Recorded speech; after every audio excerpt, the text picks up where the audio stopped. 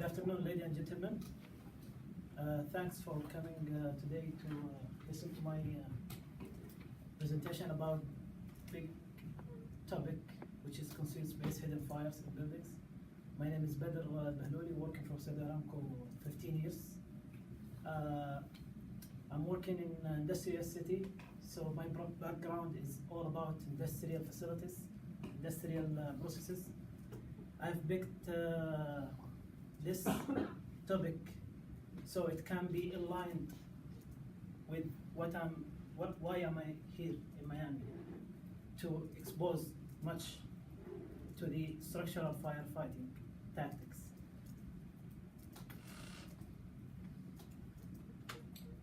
So I'm gonna share with you the outlines. First of all, I'm gonna identify what is the concealed spaces mean to the firefighters. I'm talking about something inside buildings, inside structure for firefighters. The second outline, I'm going to share with you the examples of these spaces, and then we will talk about fires in these spaces, and then we'll talk about how do we recognize these places in ahead of firefighting it or firefighting them. And last, we'll share with you guys a studied, approved tactics that been approved by UL inside or indoor and outdoor fire attack tactics in these spaces. So the first thing, what is the concealed spaces? Please, can you share me your experience? It's not visible. What is it? I can see it. So yes. Not reachable. Not reachable. So as simple as I say, is non-occupied place that been constructed by the building construction as well. So it's not human occupant place. It's not visible. It's hidden, like what we have here in the room. The above drop ceiling is a kind of concealed space.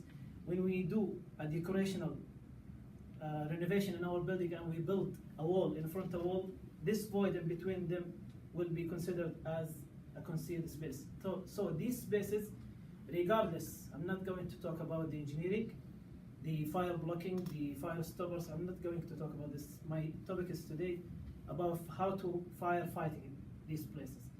So the fire can be spread into these places without our recognition. And this is the concealed space identifications. Next. So here I have some examples of the concealed spaces. I'm already covered with you guys the above drop ceiling, the void in between. You can go ahead. Next. See, voids in between walls, and then elevator and air shaft. By the way, it's also considered as concealed spaces. Fire can travel through it. Attic roofs, and remember when I told you that I'm going to show you guys, lady, about some tactics. I'm going to focus on this attic roof exactly. So basements and subfloors where we can find the utility and electric wires and underneath the plumbing. So fires. When it comes to a fire in these places, believe me, fire in general in any house is really big matter. But when it comes to a concealed space, that means will be extremely sequences. Why? Because not always, but usually it's hard to be detected. So it needs some time to be detected. So in this period, before we detect them, the fire will spread from apartment and apartment. And I believe so, maybe AB was participating before 3-4 months in apartment that was on fire, and eventually, and unfortunately, the fire spread it out up to 4 or 5 apartments. And this is a good example for my topic, that we need to know if there is any chance or if there is any availability of some concealed spaces, that we have to know it before we attack the fire. We need to study and look out of the box before we go straight fight the fire. Collapse and evacuation. These two words comes together. So when we talk about some areas that can be on fire, prior hour detection, that means the fire is burning out the house and the building and consume the building. Like when we talk about the lightweight houses that could be burned out and last for 15 minutes. Imagine that in 15 minutes. And the fire, you can't see it. It's already been ignited and spread it in these places. Imagine yourself, you take your line with a crew and enter the building. What will be happening? The collapse will suddenly will be present. So it's about the fire commander, the fire captain, and the knowledge as well for every firefighter individual. They should know their territory, area, buildings, facilities before they get in. Collapse and evacuation. When we're going to talk about how to recognize these places, prior hour attack. So when we have a possibility and the chance do we have about this issue, we need to evacuate all building prior hour action plan. Next. Recognizing concealed spaces fires.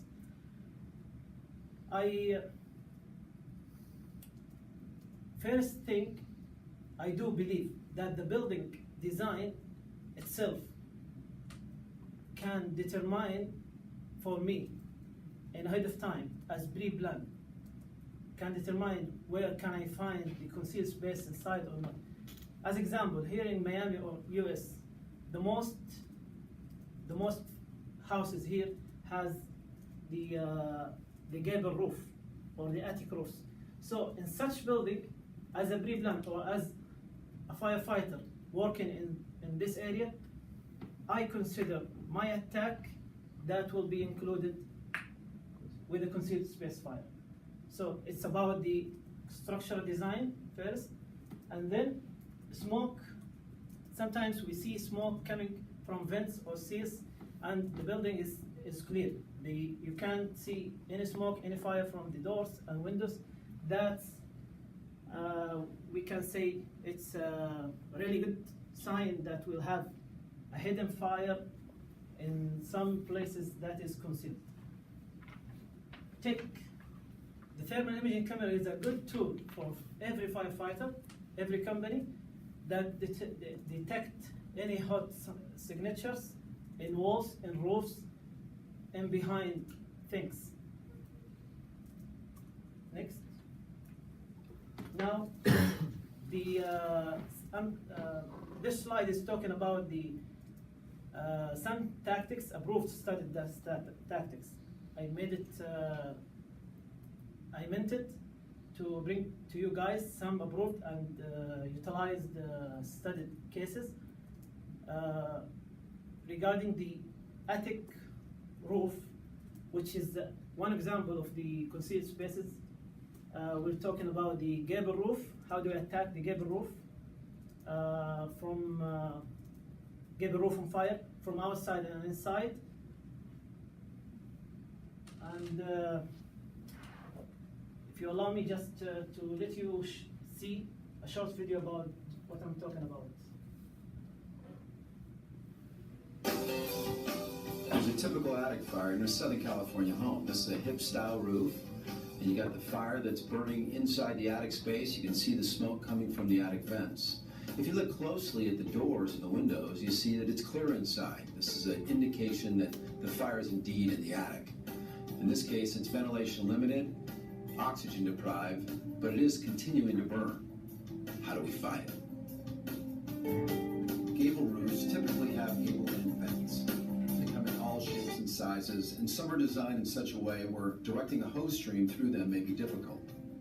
In some cases, firefighters may have to remove the vent to create an unobstructed access point where water can be directed into the attic. This tactic is effective if the vent is near the seat of the fire, but less so if the fire is further away.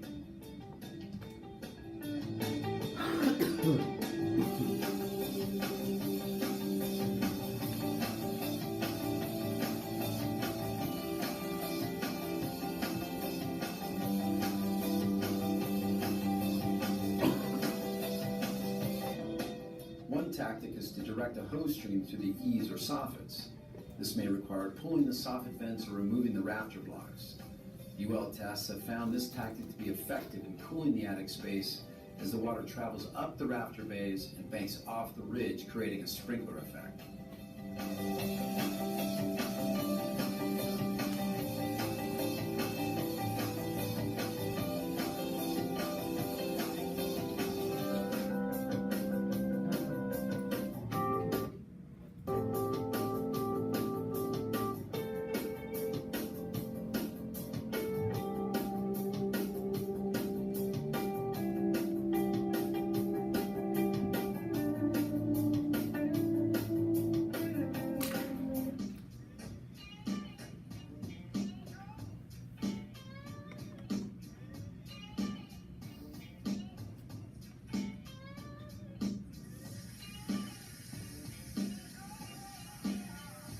This is the basic nozzle, by the way.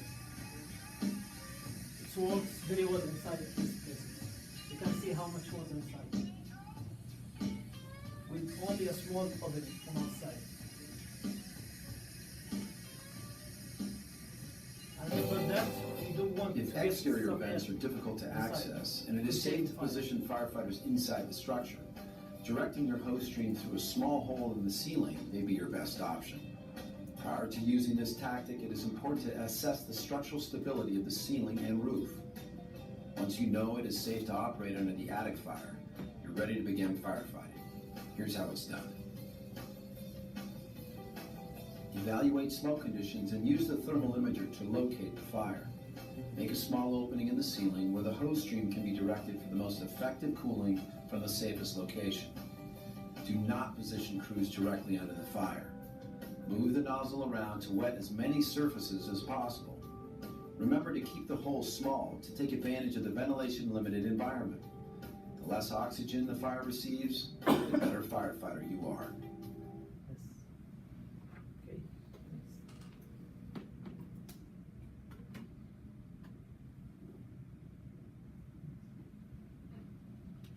Okay, I've done my topic. I wanted to give you just an initial idea about this topic. I believe it's too big topic to be covered in just 10-15 minutes. So I really thank you guys. If you have any question or comments, I'll be glad to answer it. I think one of the things I would share is what you just talked about is going to be more and more relevant throughout your career with regards to not only Aramco, but any calls you assist with the civil defense. There's so much development and growth in building construction happening today in KSA and with Aramco. Building construction is becoming more extravagant, and every time we build facilities, whether they're industrial, commercial, residential, or something for the community, you tend to have more and more confined spaces as the buildings become more dynamic in their appearance and their look and some of those things. So I just, as I've traveled, not just in KSA, but in the Emirates and Kuwait and Bahrain, and seen some of the new buildings, there's more and more opportunities for this. So. Absolutely, you're right. Okay, thank you. I have a question. So obviously we know that concealed-space fires are very difficult to deal with, and one of the things that you mentioned was identifying them beforehand, before you have the fire. What are one of the ways that you could see yourself, or any of us, identifying a structure that could have the possibility of a concealed space fire before the fire actually happens? Yeah, by the way, it's a good question, by the way. How do we know it before we go? Right. I can say maybe we do have to have some pre-plan ahead of time, pre-incident planning with the officer and the crew. Great. Ahead of time, so we can study the building when it's safe. Excellent. Ahead of time. Did I answer you? Yes, thank you. Welcome. Badr, what's your objective with this for Aramco? Yes, good question, by the way. Last 3 years, maybe my colleagues will remember that, we had in some of our areas, we have building burned out, and at the beginning, the fire, after the investigation, the fire was limited in just one in the kitchen. So after that, by by not knowing that there is a concealed space, the whole building was burned out. Okay, right. So I had covered this subject with my unit back home before I came here, and I have already a background of this subject. So I'm really interested to read and respect building constructions. And here in Miami, I did some site visits with my officer in Ladder 17 firehouse. Last month we had a fire back home, and the fire was already in the attic. So it took 5 to 10 minutes when the crew arrived, everything fell down. The good thing that no one was inside. Because it's lightweight building. Mhm. Okay, any more question, comments? Thank you. Thank you for Good job. listening. Thanks.